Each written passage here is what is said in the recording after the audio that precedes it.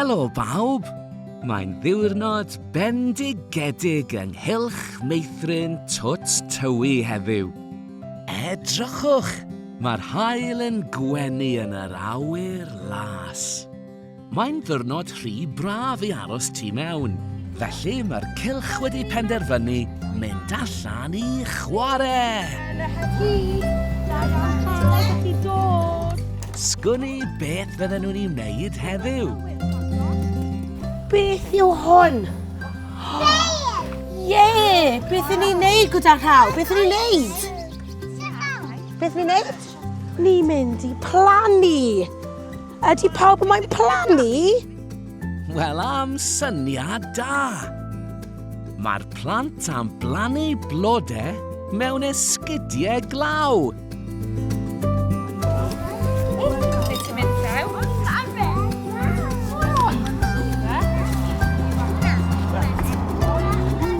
Y cam cyntaf yw rhoi ychydig o bridd ar waelod yr esgid gan ddefnyddio rhaw fach.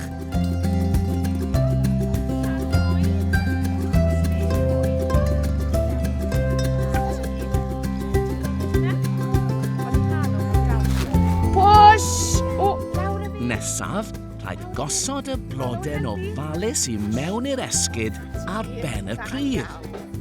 Tybed beth arall sydd ei angen ar y blodau? So beth sy'n eisiau ti dweud ar y blodau? Beth eisiau? Beth? Beth al o'n neud?